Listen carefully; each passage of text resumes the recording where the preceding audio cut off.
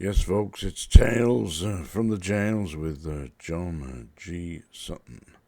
I'm going to talk today about self-harm and suicides in prison, which is prevalent throughout the British penal system and has been just recently in the news and the Evening Standard in London, actually, where they've been the Member of Parliament for Hammersmith has been asking the government, the Ministry of Justice, to look into the problems that pertain in HMP WORMWOOD SCRUBS, because it seems that there's been a number of deaths in the prison directly connected to self-harm.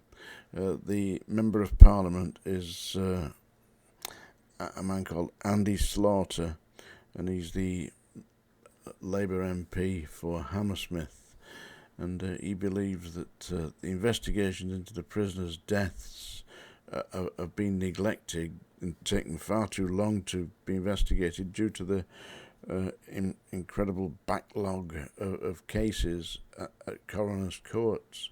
So they're not getting properly investigated.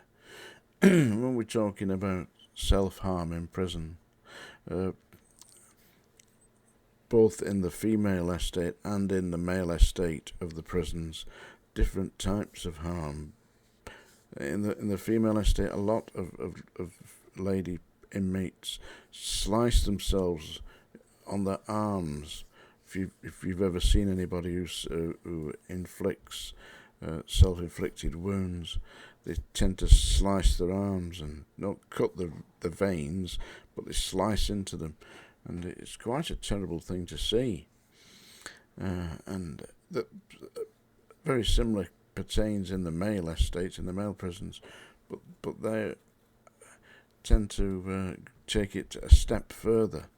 And at the Scrubs has been, over the past 4 years, I believe, 10 deaths directly connected to self-inflicted wounds and hanging themselves, etc.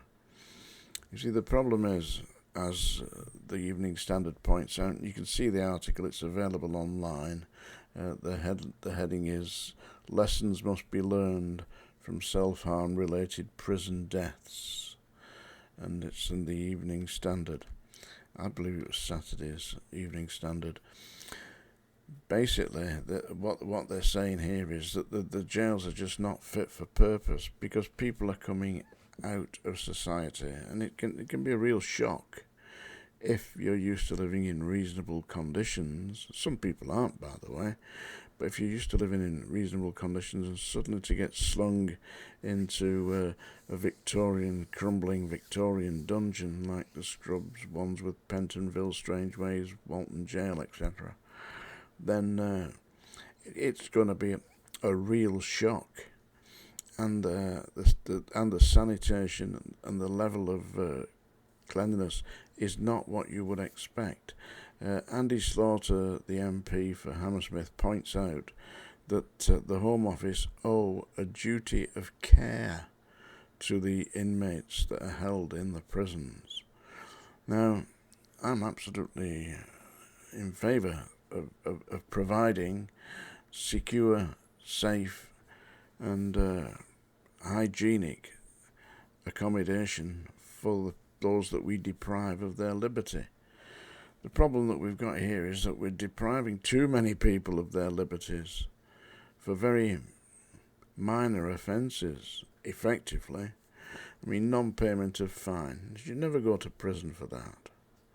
Never. I mean, I know that it's supposed to be a deterrent, but if you say you get fined £1,000 and you can't pay it, well, you go to prison instead. Yeah. And a lot of the people that are doing this, prison holds no terror for them, because that's part of their life. They've probably graduated through young offenders units into adult prison.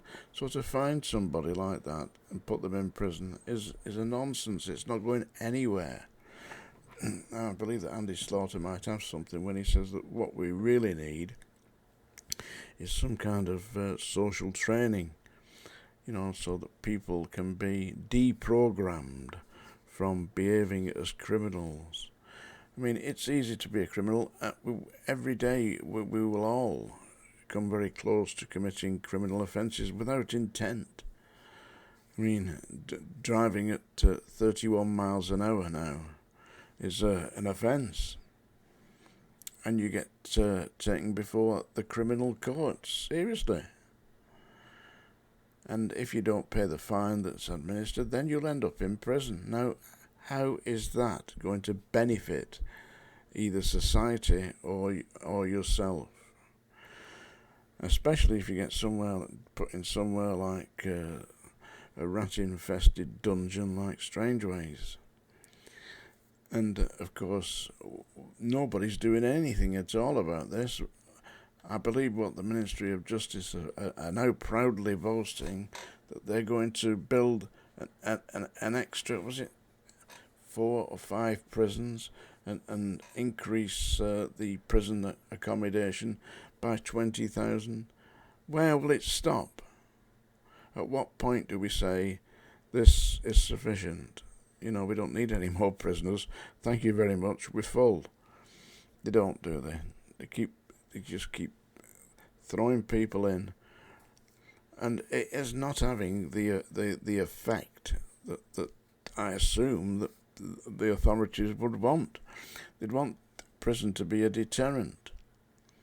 But listen, when I was at Strangeways, when it comes round November, December, the prison starts to fill up. The same faces. The usual suspects are back in, because they come in because it's cold outside, and they're sleeping rough, so they go out and commit some kind of minor offence, putting a shop window in or something like that, and get themselves locked up in Strangeways for the duration until it comes around warm enough again. It's a disgrace, and that's what the prisons are being used for. But something has to be done. Now, with regards to self-harm, and committing of suicide, etc., if you've got bullying in prisons, well, I mean, all of us will have experienced an encounter with bullies at school when we were kids. They all do, don't we? I mean, the thing is, what do you do about them? In prison, you can't do a great deal. You can't get away from them, and there's no you're going to complain to. If you complain to the staff, then you're a grass, and you're just going to get some more. So people are in absolutely invidious positions. You've got people, big bullies, people like Paul Sykes, who just help themselves to you, walk into your cell, take your whatever you've got, and walk out again. What are you going to do? See, if you tattle them, then you're going to get hurt, or potentially get hurt. If you report them, you're going to get a lot more, and you're going to be branded as a grass. So you've really had it. And that is when people start to self-harm and take their own lives. But that's what we've got. That's our justice system today. And that's an article in the Evening Standard, London's Evening Standard. You can have a look online, go online, Google it online. Lessons must be learned from self-harm related prison deaths. It is a disgraceful state of affairs. And now, folks, yes, that's a song dinger, by the way, but I'm not going to sing to you today. You've suffered enough. I'm going to read you one of my poems.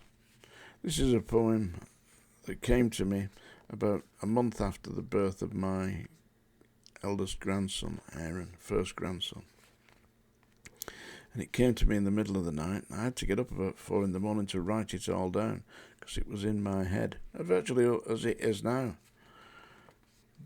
So this is the poem that I wrote. It's called Grandpa Grumps, because they call me Grumps, you see. Imagine that. I've just become a grandfather. My daughter gave birth to a lad, and suddenly all of my moaning has stopped, because now I'm just lad. I used to think days were real hard like, all working and plodding away, just filling in time till me passing, but now, well, I'm planning to stay. Wife said I've getting a smirk on. I'm laughing and chuckling at kid, watching him yelling and skriking, just like his mother once did. Now I see that this life's got a purpose, and all of them trials, hurts and bumps have turned into lessons I learned from on the road to Grandpa Grump's. But though I might be an old codger, grey hair, baldy patch, and fat tum, for one little chap, well, I'm perfect. That fellow, it's me grandson. You see, it's all down to perception.